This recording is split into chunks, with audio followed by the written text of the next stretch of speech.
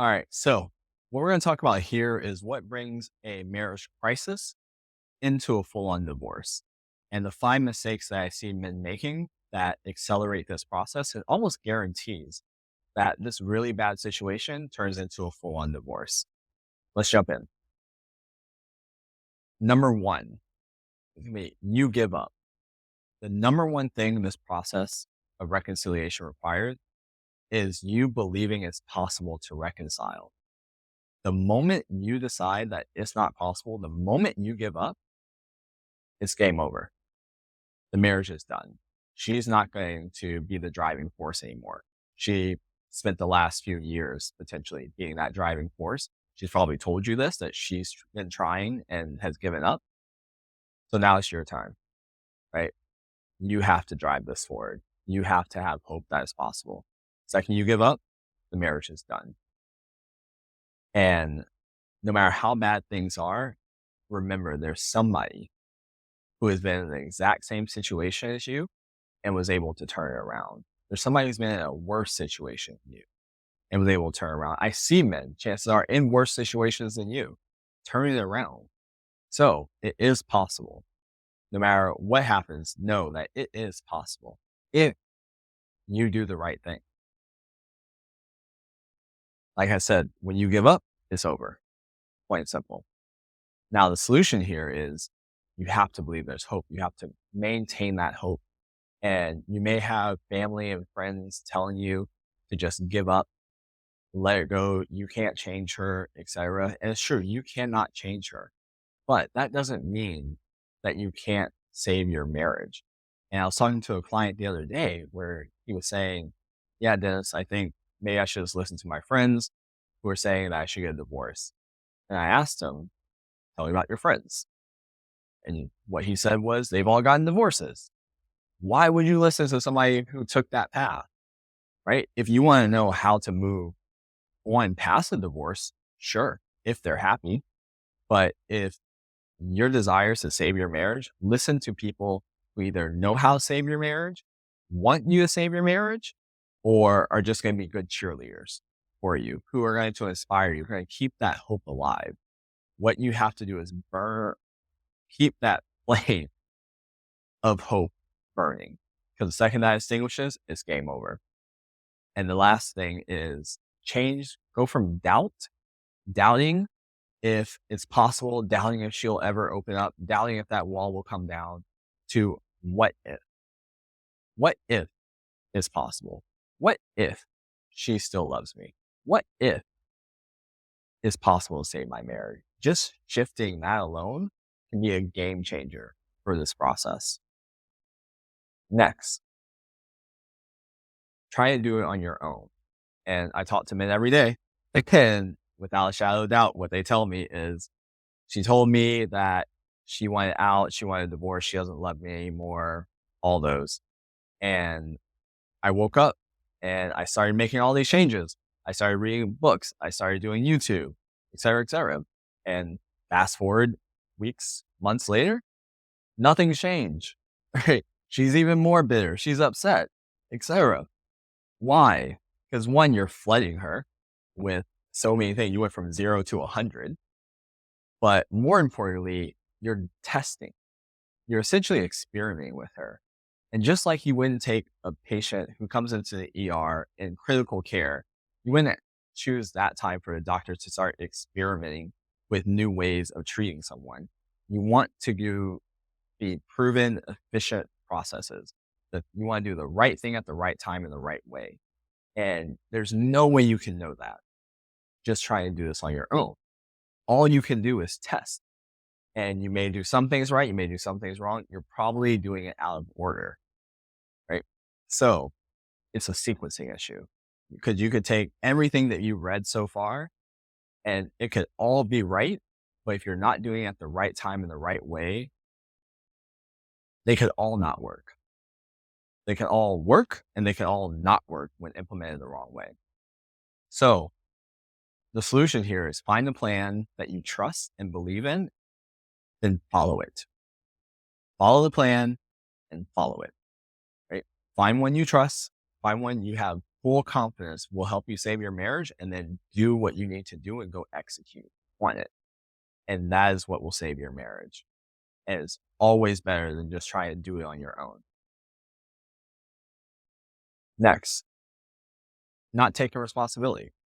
So talk to men all the time where they are blaming their wives for the problem. She is cold. She's resentful. She won't let go of the past. She won't forgive me. She won't change, et cetera, et cetera. And I get it. Like, yes, she is part of the problem, but you created this problem, right? You created this problem, and you created it because at some point in time, you stopped showing up in this marriage, right? Nobody leaves a marriage where their needs are getting met. And if the reason she wants to leave is because her needs aren't getting met.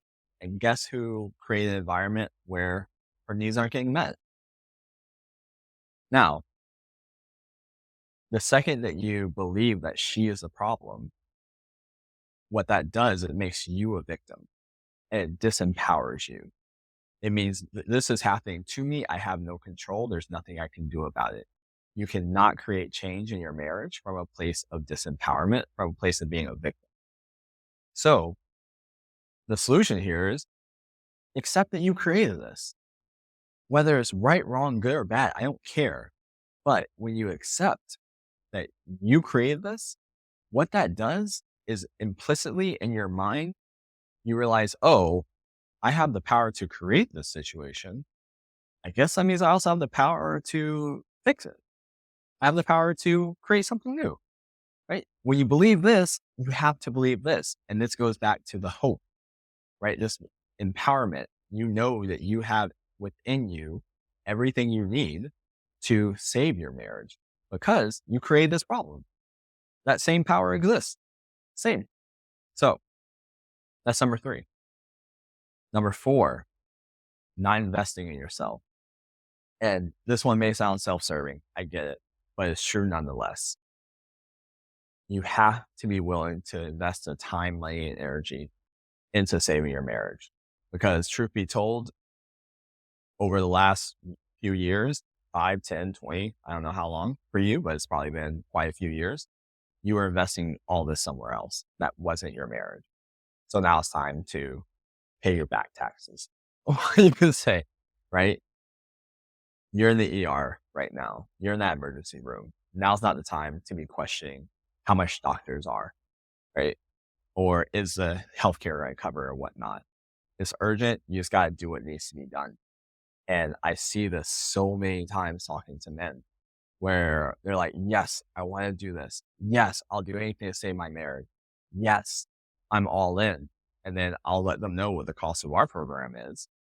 And they'll be like, oh, I don't actually want it that bad. Oh, I need to prepare for something else. Oh, whatever. And I get it. I get it. Right? We all have our fears. We all have our doubts. We all question things. And this isn't just about a program like ours. This is for anything. It's the books, courses, counselors, whatever you believe it's going to take to change your marriage. You have to go invest in it. You have to go do what's required. Like I think about some people who didn't sign up that I checked back in on later and their situation's gotten worse. And now a divorce is almost inevitable. And now they have to go through the rest of their lives through that, through their kids having and doing the whole child support and therapy, knowing that they're going to be products of a broken home, knowing that they're going to have to look back on their lives 5, 10 years from now and know that they didn't do everything that they could to save their marriage. And all the byproduct of that, all the consequences from that was just because they weren't willing to do what was required in that moment. And this isn't just about money. It's about the time, the energy, the change, all of the investment that this process will take, because it will take a large investment of everything that you have to do this, right? Because this situation has gotten to the point that it is. You got to go all in, all right? And like I say, I get it. This probably sounds very self-serving. And at the same time, it's still true, right? Cool. Let's move on to the next one. Last one is letting your fear win. And all the ones we talked about, you can bring back to this one, which is you're letting fear win, right? Giving up hope. You're letting the fear that it's not possible, the fear that you don't have what it takes, the fear that it's going to be uncomfortable.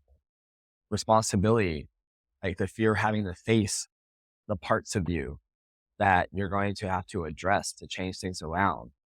The fear of investing, like, I don't have enough. What can I do? Etc. Like, it's not worth it. All these are just fears. They're just fears. And it's okay to have fears, but giving into your fear will end your marriage. I can say that without a shadow of a doubt. Letting your fears win will end your marriage. And the exception or the solution to this is going to be feel the fear. It's there. Everybody feels fear. It's natural. And then do what it takes regardless. And that's not just with something like what we're talking about, but with anything in life, really. Feel the fear, do it anyways. That's where your rewards lie. That's where courage comes from. It's not the absence of fear. It's the feeling the fear and doing it anyways. Doing what's required. She deserves this. She deserves you to step into your power as a man, to show that courage, to say that I'm going to do whatever it takes to save this marriage. Right? If you do that, you got a chance, a good chance at that. But if you let any of these 5 things come in your way, probably going to get a divorce, truth be told. And I don't want that for you. We're going to show you how to not go down that path. But regardless if it's one with somebody like us or with anybody out there, these things still hold true. So remember it. Etch it into your mind and know that this is what it's going to take to save your marriage from a mindset standpoint. All right. That's what I have for you. Catch you next time.